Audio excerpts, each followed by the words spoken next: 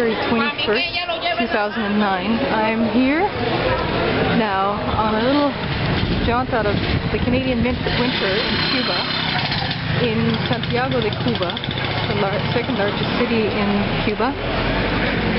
And we're on a little excursion from our hotel, and I wanted to show you some of the interesting details here. This is the Calle Enramada, which is one of the more important streets in the city. The city has been repainted and restored and fixed up for the occasion of the 50th anniversary of the Cuban Revolution. And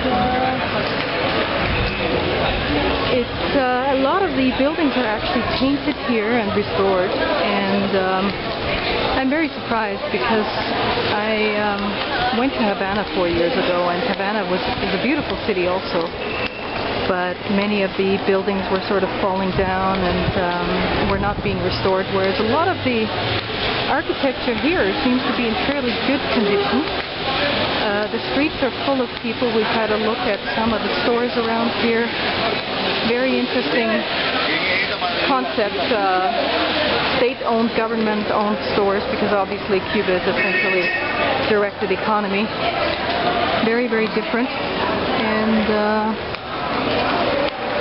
very fascinating to be here. I mean, it's not far away from Canada, maybe 4 hours by plane, but it is a totally different universe. We spent an hour coming into town from our resort, taking the workers' bus, and the people on the bus were extremely friendly. Actually, the bartender of our hotel took the same bus, and he explained a lot of things to us in very good English. What we found in general is that people are very, very friendly, helpful. And I think even as a woman by herself, I would feel quite safe walking down these streets by myself. So it's a very interesting experience coming down here from a place like Canada to this historic place that has such a completely different system. Parque Serrano, as you can see, this is a little public park.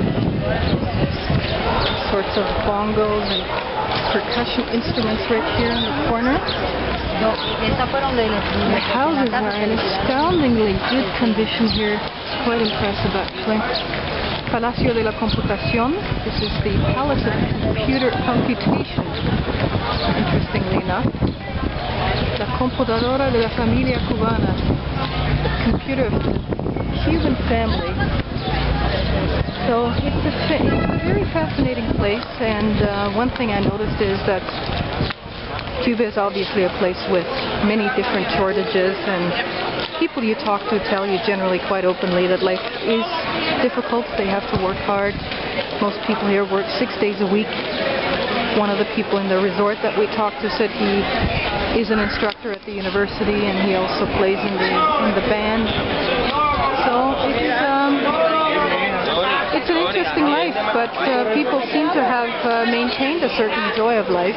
You see them enjoy music, talk to each other, joking, interacting a lot with one another. So it's definitely a very, very interesting place to travel to. And I'm going to come back in a few minutes to show you other parts of Santiago de Cuba.